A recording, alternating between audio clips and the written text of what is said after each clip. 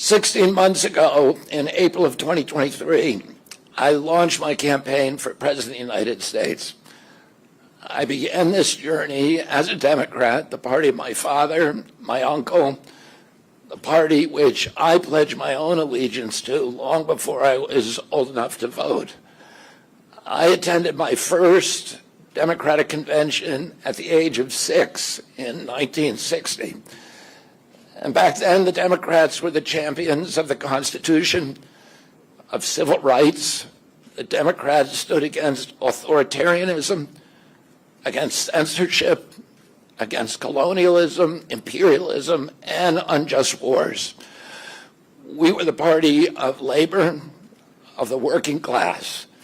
The Democrats were the party of government transparency and the champion of the environment. Our party was the bulwark against big money interests and corporate power. True to its name, it was the party of democracy. As you know, I left that party in October because it had departed so dramatically from the core values that I grew up with. It had become the party of war, censorship, corruption, big pharma, big tech, big ag, and big money.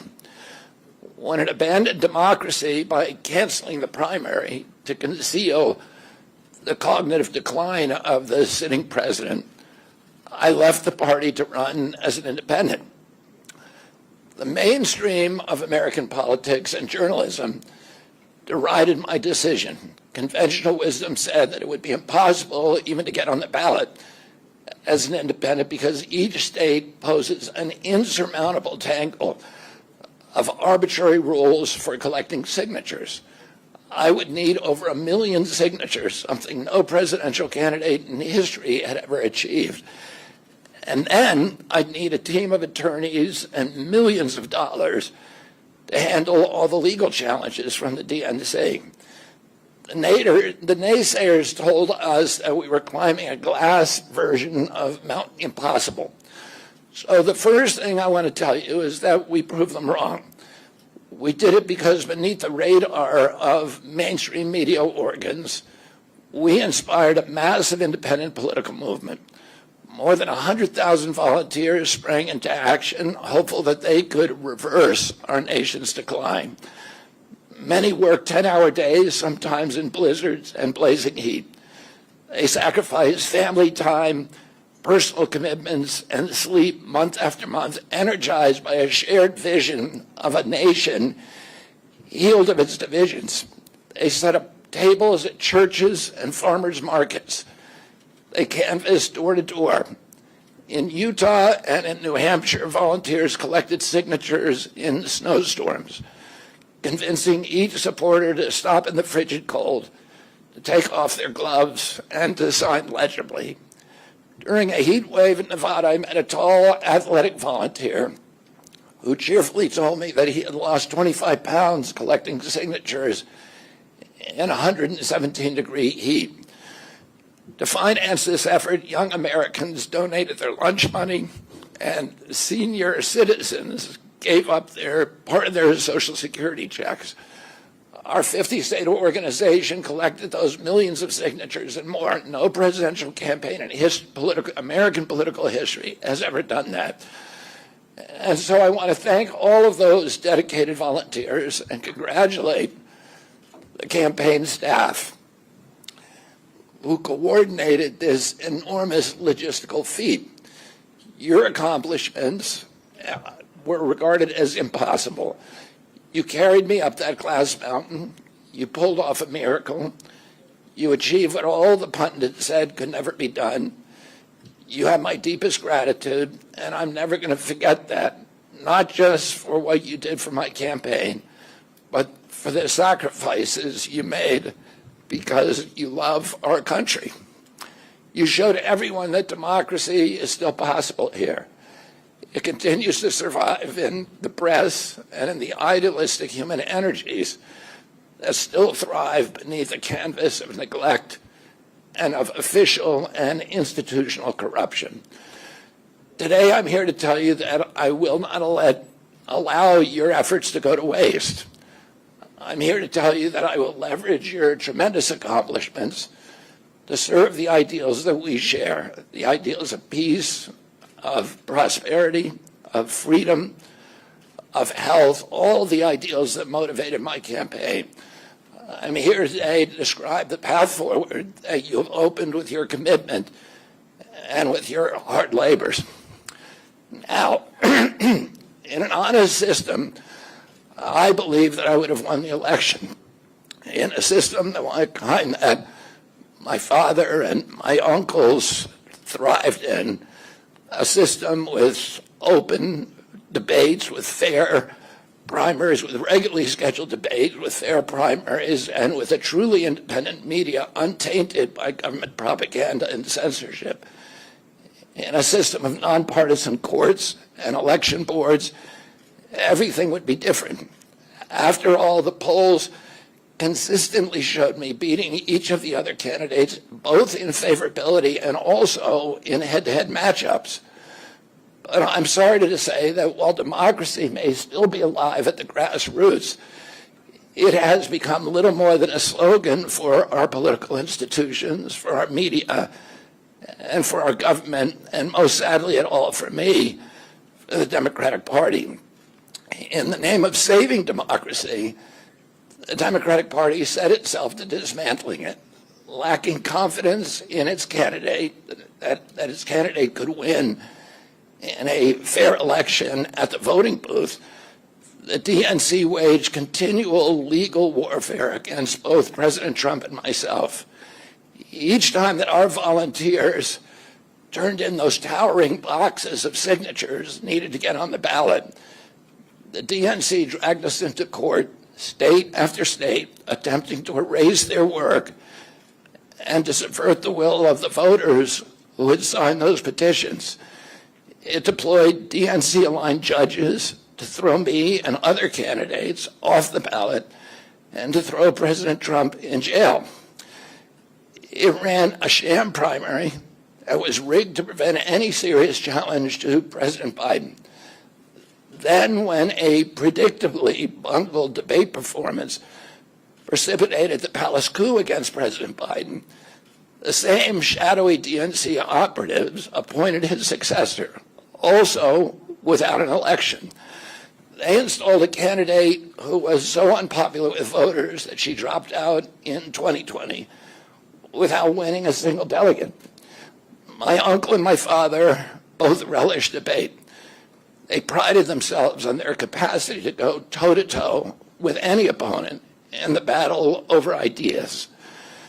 They would be astonished to learn of a Democratic Party presidential nominee who, like Vice President Harris, has not appeared in a single interview or an unscripted encounter with voters for 35 days.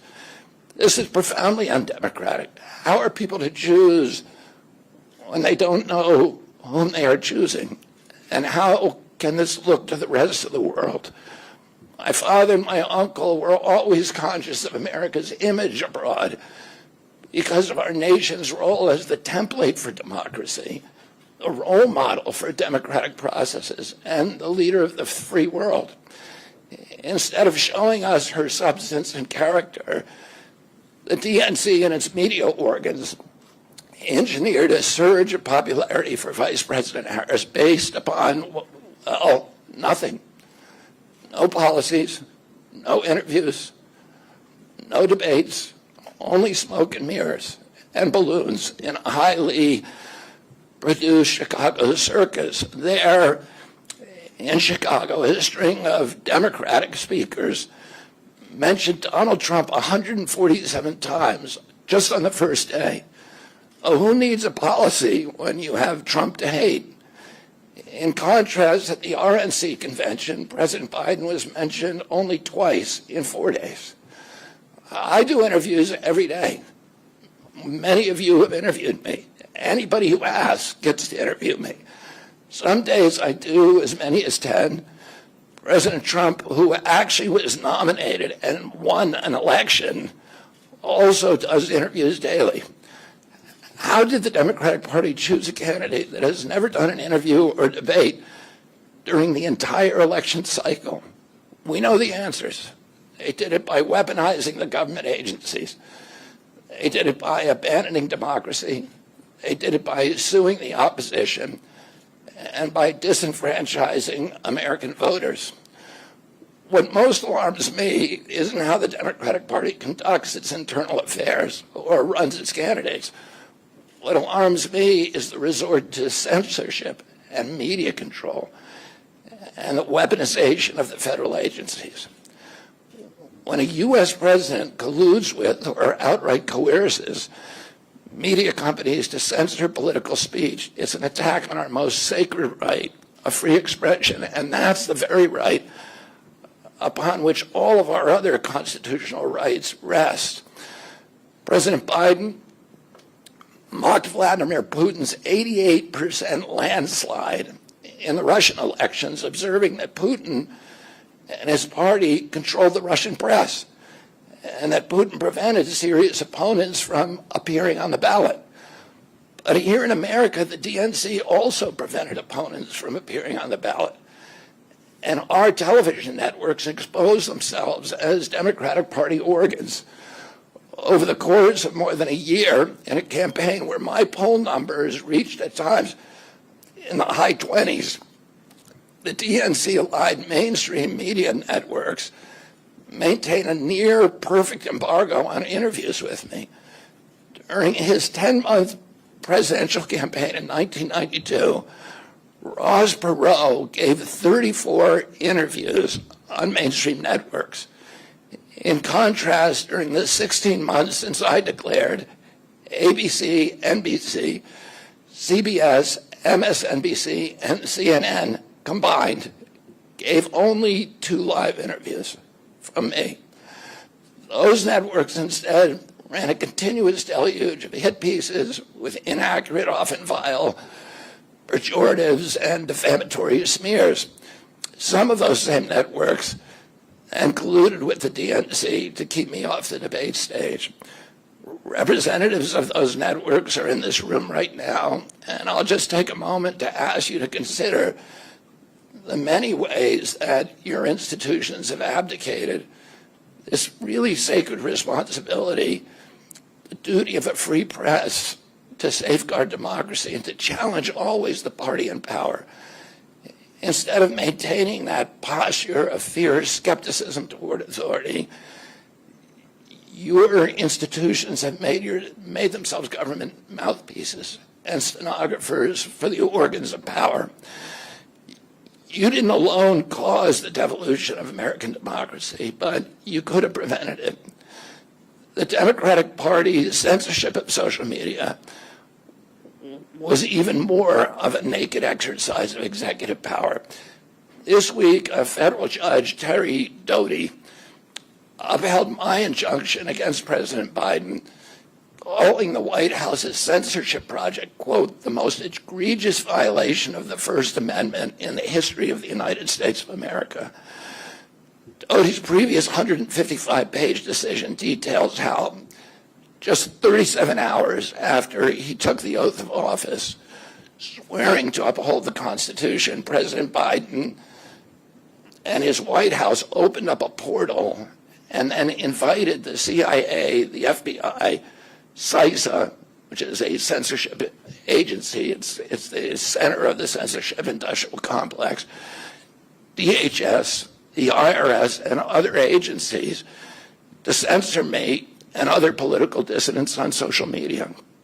Even today, users who try to post my campaign videos to Facebook or YouTube get messages that this content violates community standards.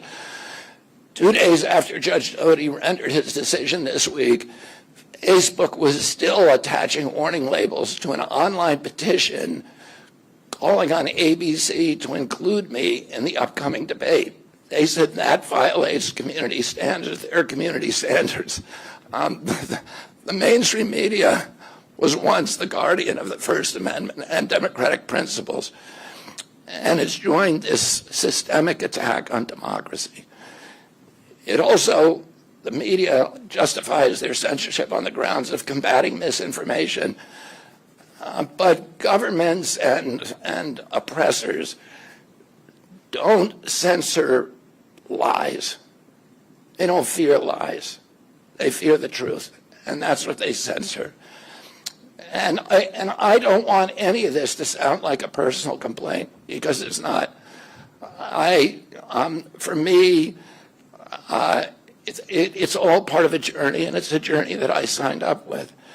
But I need to make these observations because I think they're critical for us doing the thing that we need to do as citizens in a democracy to assess where we are in this country and what our democracy still looks like, and the assumptions about U.S. leadership around the globe.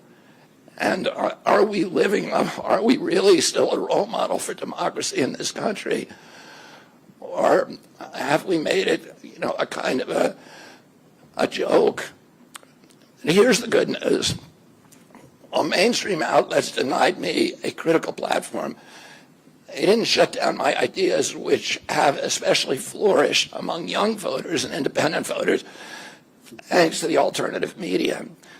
Many months ago, I promised the American people that I would withdraw from the race if I became a spoiler. A spoiler is someone who will alter the outcome of the election but has no chance of winning. In my heart, I no longer believe that I have a realistic path to electoral victory in the face of this relentless systematic censorship and media control. So I cannot in good conscience ask my staff and volunteers to keep working their long hours or ask my donors to keep giving when I cannot honestly tell them that I have a real path to the White House. Furthermore, our polling consistently showed that by staying on the ballot in the battleground states, I would likely hand the election over to the Democrats with whom I disagree on the most existential issues: censorship, war, and chronic disease. Last summer, it looked like no candidate was willing to negotiate a quick end to the Ukraine war, to tackle chronic disease epidemic, to protect free speech, our constitutional freedoms, to clean corporate influence out of our government, or to defy the neocons and their agenda of endless military adventurism. But now one of the two candidates has adopted these issues as his own, to the point where he has asked to enlist me in his administration. I'm speaking, of course, of Donald Trump. Less than 2 hours after President Trump narrowly escaped assassination, Callie Means called me on my cell phone. I was then in Las Vegas. Callie is arguably the leading advocate for food safety, for soil regeneration, and for ending the chronic disease epidemic that is destroying America's health and ruining our economy. Callie has exposed the insidious corruption at the FDA, the NIH, the HHS, and the USDA that has caused the epidemic. Callie had been working on and off for my campaign, advising me on those subjects since the beginning. And those subjects have been my primary focus for the last 20 years. I was delighted when Callie told me that day that he had also been advising President Trump. He told me President Trump was anxious to talk to me about chronic disease and other subjects, and to explore avenues of cooperation. He asked if I would take a call from the president. President Trump telephoned me a few minutes later, and I met with him the following day. A few weeks later, I met again with President Trump and his family members and closest advisors in Florida. In a series of long, intense discussions, I was surprised to discover that we are aligned on many key issues. In those meetings, he suggested that we join forces as a unity party. We talked about Abraham Lincoln's team of rivals. That arrangement would allow us to disagree publicly and privately, and fiercely, if need be, on issues over which we differ, while working together on the existential issues upon which we are in concordance. I was a ferocious critic of many of the policies during his first administration, and there are still issues and approaches upon which we continue to have very serious differences. We are aligned with each other on other key issues like ending the forever wars, ending the childhood disease epidemics, securing the border, protecting freedom of speech, unraveling the corporate capture of our regulatory agencies, getting the U.S. intelligence agencies out of the business of propagandizing and censoring and surveilling Americans and interfering with our elections. Following my first discussion with President Trump, I tried unsuccessfully to open similar discussions with Vice President Harris. Vice President Harris declined to meet or even to speak with me. Suspending my candidacy is a heart-rending decision for me, but I'm convinced that it's the best hope for ending the Ukraine war and ending the chronic disease epidemic that is eroding our nation's vitality from the inside, and for finally protecting free speech. I feel a moral obligation to use this opportunity to save millions of American children above all things. For 19 years, I prayed every morning that God would put me in a position to end this calamity. The chronic disease crisis was one of the primary reasons for my running for president, along with ending censorship in the Ukraine war.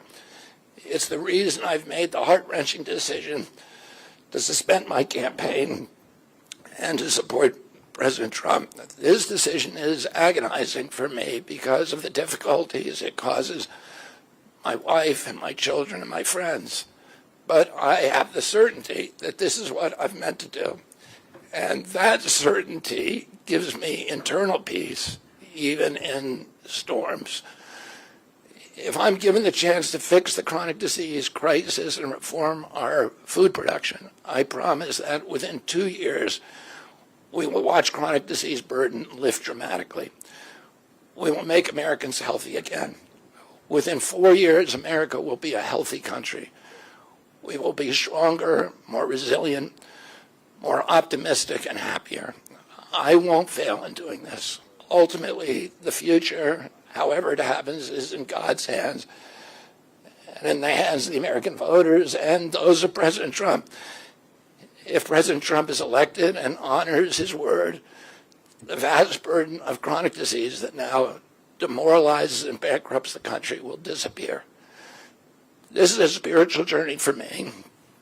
I reached my decision through deep prayer, through hard-nosed logic, and I asked myself, what choices must I make to maximize my chances to save America's children and restore national health?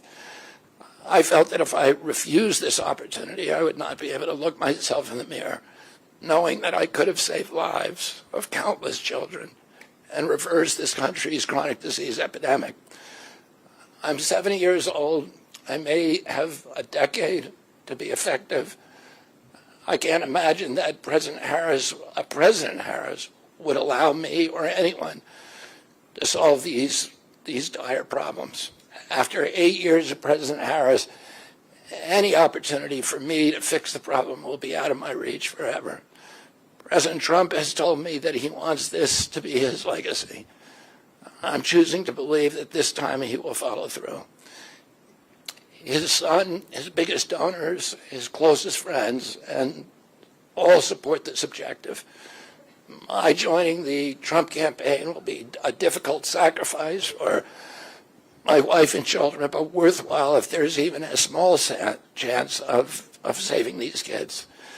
Ultimately, the only thing that will save our country and our children is if we choose to love our kids more than we hate each other. That's why I launched my campaign to unify America. My dad and uncle made such an enduring mark on the character of our nation, not so much because of any particular policies that they promoted, but because they were able to inspire profound love for our country and to fortify our sense of ourselves as a national community held together by ideals. They were able to put their love into the intentions and hearts of ordinary Americans and to unify a national populist movement of Americans, blacks and whites, Hispanics, urban and rural Americans. They inspired affection and love and high hopes and a culture of kindness that continue to radiate among Americans from their memory. That's the spirit on which I ran my campaign and that I intend to bring into the campaign of President Trump. Instead of vitriol and polarization, I will appeal to the values that unite us, the goals that we could achieve if only we weren't at each other's throats. The most unifying theme for all Americans is that we all love our children. If we all unite around that issue now, we can finally give them the protection, the health, and the future that they deserve. Thank you all very much.